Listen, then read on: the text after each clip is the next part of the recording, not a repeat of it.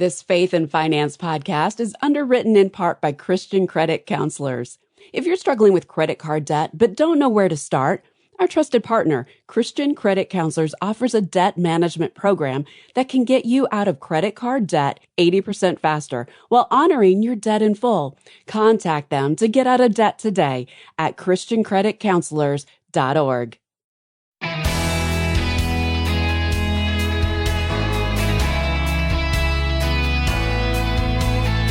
Having an emergency fund is great, but how can you ensure it's there when you really need it? Hi, I'm Rob West. It's easy to set aside money for a rainy day, but what happens when we start dipping into that fund for things that aren't truly emergencies? Today, we'll consider 3 questions you should ask before dipping into your emergency fund. And then it's on to your calls at 800-525-7000. This is Faith and Finance, biblical wisdom for your financial decisions. Well, the Bible is filled with pointed messages that we should take to heart and memorize so they pop into our heads when we need them most. One such verse is Proverbs 21:20, which, as you might expect, we cite fairly often here on the program. It reads, "Precious treasure and oil are in a wise man's dwelling, but a foolish man devours them." It's a warning against spending everything we earn, calling it foolish because it leaves us unprepared for the inevitable mishaps of life on earth. Most of us have experienced a financial emergency at some point in our lives. They may be relatively minor, a tire goes flat, or they could be significant, a huge medical bill hits. But whether minor or major, we all run into unexpected expenditures. Whether it's our cars breaking down or a random house repair, we can avoid stressful times through some financial preparation. An emergency fund is one of the best tools around in financial management because while it's important to have a strong offense in building wealth, you equally need a strong defense. You want an introductory emergency fund, generally between $1,000 and $1,500, that sufficiently covers most minor emergencies. However, once you've paid off all your debt, besides your mortgage, and you're receiving your company's match, if you have one, it's crucial that you increase that emergency fund to 3 to 6 months worth of living expenses to protect yourself from a more significant financial crisis, like a job loss. This larger fund acts as a safeguard, helping you avoid unnecessary debt when major financial disruptions occur. However, having an emergency fund is only half the battle. The other half is knowing when it's appropriate to use it. It's easy to dip into those savings for non-emergencies, but doing so can leave you financially vulnerable. So, how do you determine if an expense qualifies as an emergency? Here are 3 questions to ask before tapping into your emergency fund. Question 1, is it urgent? Does something need to be fixed or bought right now, or can we wait and save up for it? If a so-called emergency can wait, it most likely doesn't fall into the emergency category. If you're unsure whether something constitutes an emergency, try waiting 30 days before using your emergency fund. Obviously, that doesn't work if it's a car repair job and you only have one car. But if you have 2 cars, maybe it can wait until you've saved up something to put toward the repair. Question number 2, is this necessary? Sadly, our purchases and debt struggles demonstrate that many people struggle with discerning between a need and a want.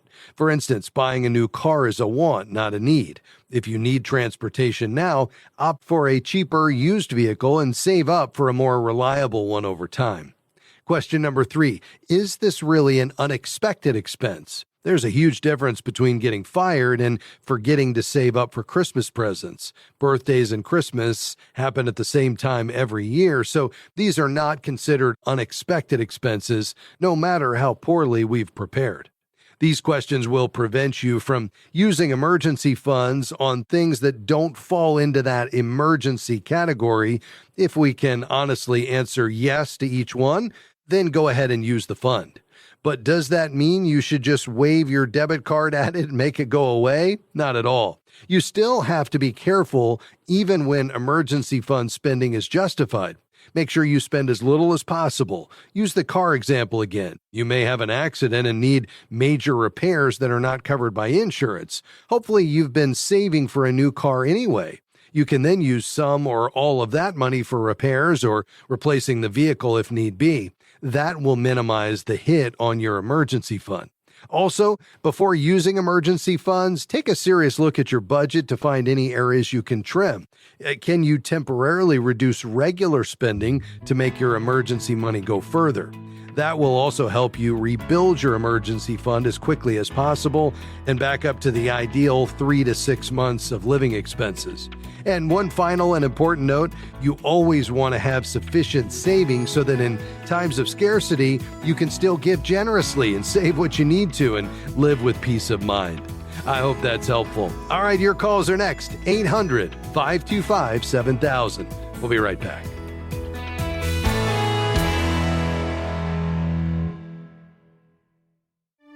Are you looking for a financial professional who aligns with your biblical values? Certified Kingdom Advisors are trusted financial, legal, or accounting professionals who have completed a rigorous certification program to ensure they provide biblically wise financial advice as part of their practice. You can find a local CKA professional in your area by going to faithfi.com and clicking Find a CKA. Faith and Finance is grateful for support from Sound Mind Investing. If you have money in an investment account, you know sometimes the stock market can seem like a roller coaster. But it's possible to enjoy both profit and peace of mind as a do-it-yourself investor, no matter what's happening in the market. A short video webinar about that is available at soundmindinvesting.org. Financial wisdom for living well. soundmindinvesting.org.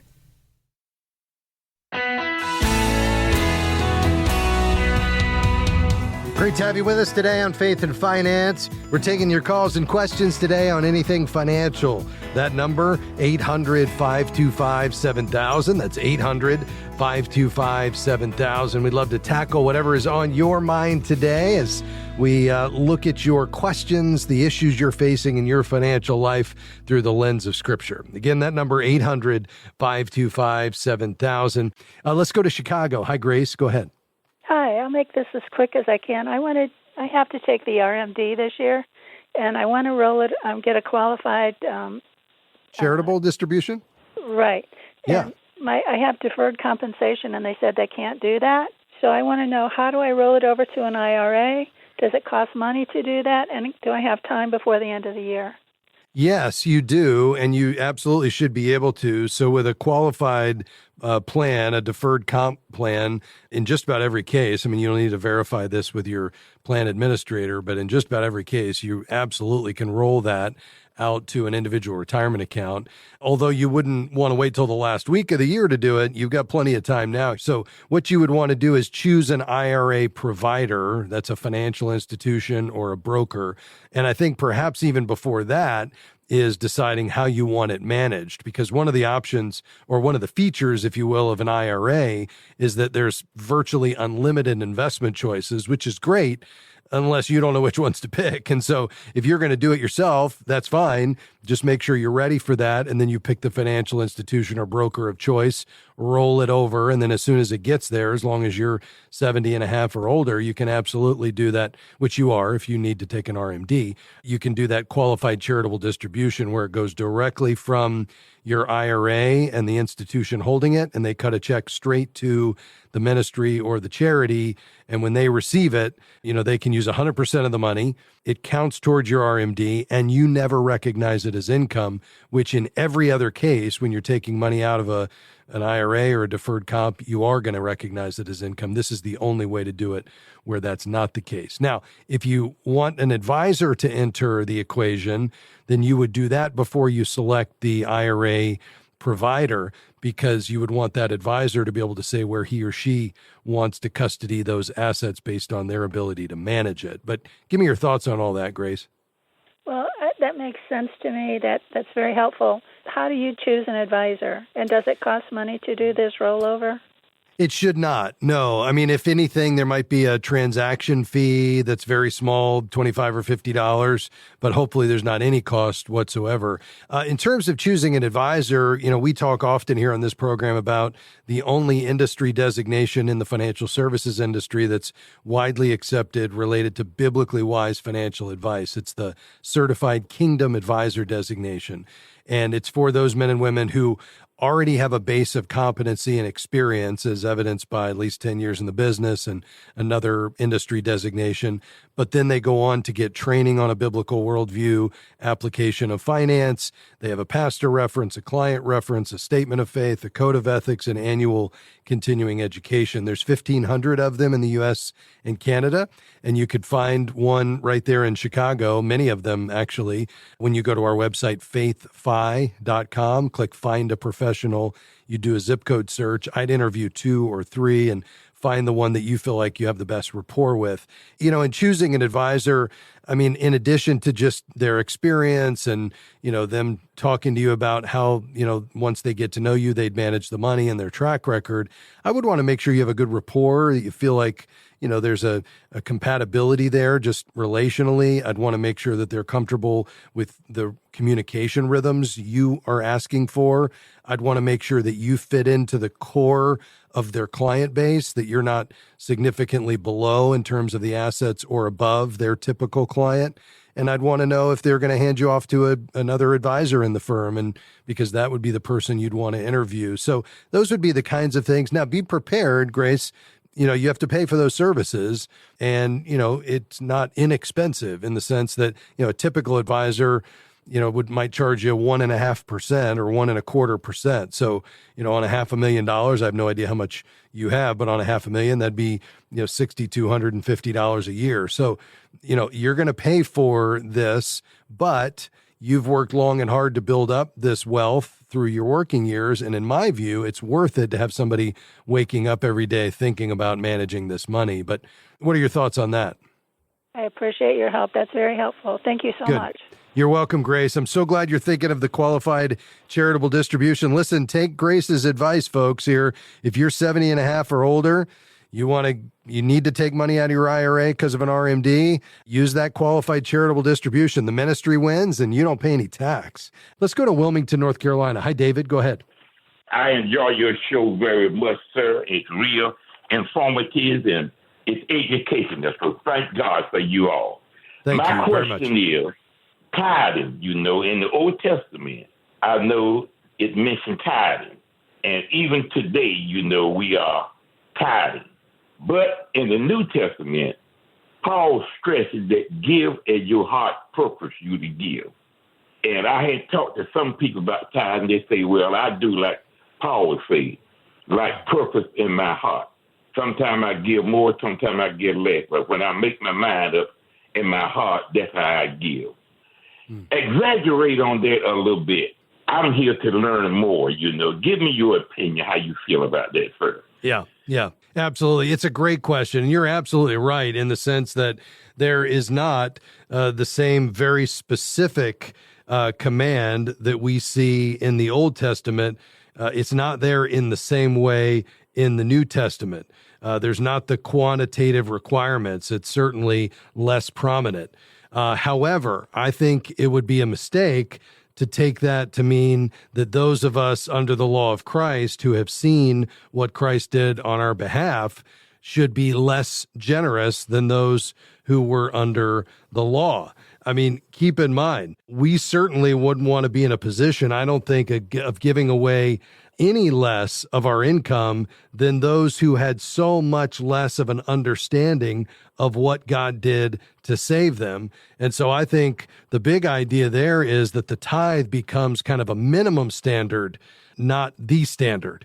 So if we were to summarize everything we see in the New Testament, David, around giving, I think there's 4 big ideas that jump out at me as I look through the New Testament. Number 1 is giving freely.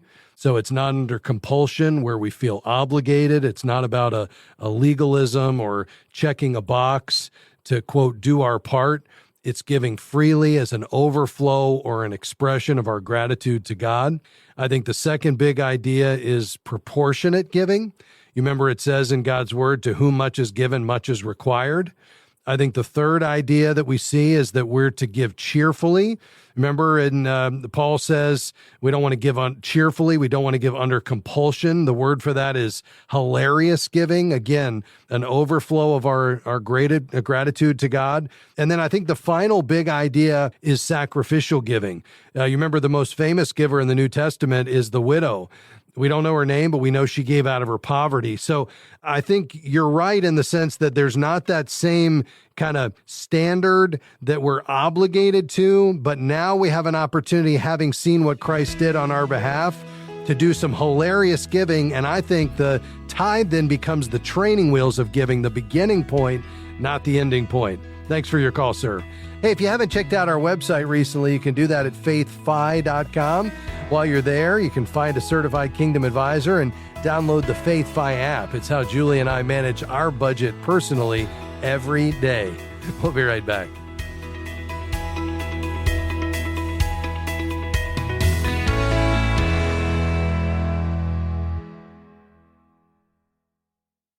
If you enjoy this radio program, you're going to love all of the many different resources waiting for you at faithfi.com and the FaithFi app. You'll find powerful wisdom, free podcasts, articles, videos, and more from leading voices such as Randy Alcorn, Howard Dayton, Ron Blue, and our own Rob West. Grow in wisdom and knowledge by connecting with a community of thousands of Christians striving to be good and faithful stewards at faithfi.com or by downloading the FaithFi app. If the heavy burden of debt is robbing you of freedom and peace of mind, Christian Credit Counselors can help. We're a nationwide nonprofit credit counseling organization that has helped over 300,000 individuals in the last 27 years get out of credit card debt 80% faster while honoring that debt in full. To learn how Christian Credit Counselors can help you, visit ChristianCreditCounselors.org. That's ChristianCreditCounselors.org, or call 800-557-1985.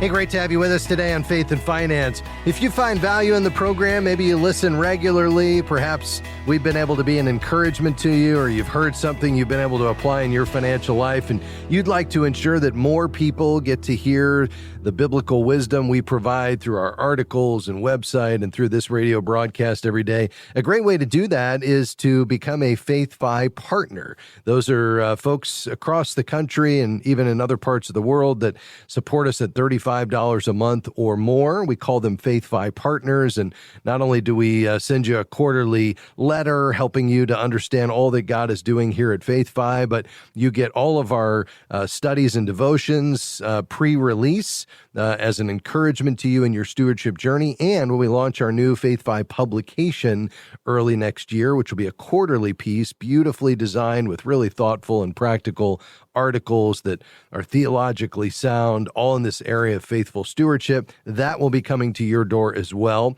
You even get a discount on FaithFi Pro if you use the app. So check it out today. We would love for you to support the ministry. It helps us to keep the ministry strong as a listener-supported ministry. You can just head to faithfi.com/give. That's faithfi.com/give and become a FaithFi partner today. We would be grateful. Let's go to Orlando. Hi, Julie. Go ahead. Hey, Rob. How are you? I'm doing well, I have a thank you. question for you. I just turned 65. I've been forced into retirement just recently. And, well, the good thing is the company is going to continue to give me a full biweekly check until the first quarter of 25. Okay. But thereafter, I won't get any more money from them. I currently have about maybe $10,000 in credit card debt, and I have a $10,000 car loan, but I only have $50,000 in my IRA. So the question that I had for you was, do you think that it would be wise to pull from the $50,000 of my IRA to pay off the $10,000 from my car? Because once I stop getting that biweekly check in the first quarter of 25, then I will be getting Social Security, which, of course, is going to be half of whatever I made, and I won't be able to afford the $400 whatever dollars every month to pay the car note. So that's the question, really. Do you think it would be wise to pull the $10,000 from the $50,000 just to get the car out of the way and then continue to pay from my biweekly checks that I'm getting until the first quarter of March to pay off of my credit cards. Yeah, makes sense. What are you spending each month just on those minimum payments? Is it around $300 a month or so for the credit cards? About $300. Now it's going down because I started trying to knock them out. I have 3 credit cards, and I would say that the highest one is about $3,500, and then $1,500 on another, and then about $900 on another. But then I have some other debt with credit that makes everything $10,000. But yeah, I would say about $300, yes, monthly. Okay, yeah, usually it's about 3% of the balance. And you said the car loan is about $450, is that right? Yeah, it's $447, exactly. Okay. Is there another way to go about this? I mean, let's just make sure we've thought through all of these options. If I understand correctly, you're going to be taking Social Security early, is that right? That's correct. Yeah. Is there a chance that you could pursue another job just to be able to continue to pay off these debts without tapping the IRA and possibly delay that Social Security check until full retirement age? Well, I've already applied for Social Security, so I'm looking forward to kind of getting that. But I've taken another job on part-time also, so that is going to be, a few extra $100 that will be coming in. But that won't be enough to pay the car unless I really just start sweating from my brow again with the work, and I'm not really trying to do that right now. I see. Yeah, that makes sense. I mean, the only downside here is that, you're going to be penalized probably somewhere around 15% of that for that monthly check because you're taking it as much as 2 years early and you're going to lock in that reduction. So I'd love for you to wait as long as you can on that. I mean, I see what you're saying in the sense that obviously the priority is the credit cards because those interest rates are probably much higher, but I realize that you're trying to solve for balancing the budget, which, you're not able to do right now with that monthly car payment at $450. And so if you could get rid of that, all of a sudden now the budget balances. So the option there would be to say, yeah, we take the $10,000 out of the IRA, you've got $40,000 left. You're beyond 59.5, so there's no penalty. That $10,000 would be added to your taxable income, so you don't want to let that catch you by surprise. Now all of a sudden, the budget is $450 less because the car's gone, even though you probably need to put something in, a maintenance fund. And then if we could put the credit cards in with our friends at ChristianCreditCounselors.org, that would be the way I'd go there because you'd still have the ability to prepay them if you can, but you'd have a much lower interest rate across the board as well. And so that would help you get those paid off much faster with much less paid in overall debt. It would probably be around the same monthly payment, that 3% of the balance. It's just that now with those lower interest rates, you've got a much larger percentage going to debt reduction, to actual principal reduction. So that could work. Again, ChristianCreditCounselors.org. And then, I think if you stay on this current track and there's not a way to make up the income that would allow you to delay Social Security and at least maintain the same level of income, then I would say paying off the car does make some sense because you've got to be able to balance the budget. Okay. And just the last note I wanted to mention was with that $40,000 that's left, I am definitely in a very conservative. It is exposed, the $40,000 in the market, but it's definitely very, very extremely conservative. Okay. Meaning I won't lose that much if I do lose. And I could contribute if I want to as well. Well, the thing I would do before adding anything else to that is try to build up an emergency fund that's outside of the IRA, that's liquid and stable and accessible anytime you need it for the unexpected. So I would probably try to get to $1,500 as quick as you can, then focus on paying off the credit cards. But once you do, let's build that up to 3 to 6 months expenses. And that'll have you in a good spot because at that point, you'll be out of the credit card debt. You'll be out of the car debt. You'll have a budget that balances with an emergency fund. And at that point, you're in pretty good shape. So I like this plan, Julie. I would reach out to ChristianCreditCounselors.org, though, on the debt. Thanks for your call. As I think about our role in managing God's money, there are an unlimited number of decisions we make every day around our finances, and yet we can boil them down. We can simplify them into really just 4 big categories: the money we live on, the money we give, the money we owe, and the money that we grow. But the big idea over it all is that God owns it all, and our goal is to be faithful stewards, looking to God's word for counsel and wisdom to apply to our financial decision making. And when we do that, I believe it draws us closer to the heart of God. It ultimately draws us into a more intimate relationship with Him when we handle His money according to His ways. I hope you found something today helpful and encouraging. I want to say a big thanks to my team today. On behalf of Taylor and Pat and Devin, I'm Rob West. I hope you'll come back and join us next time for another edition of Faith and Finance. May the Lord bless you. Faith and Finance is provided by FaithFi and listeners like you.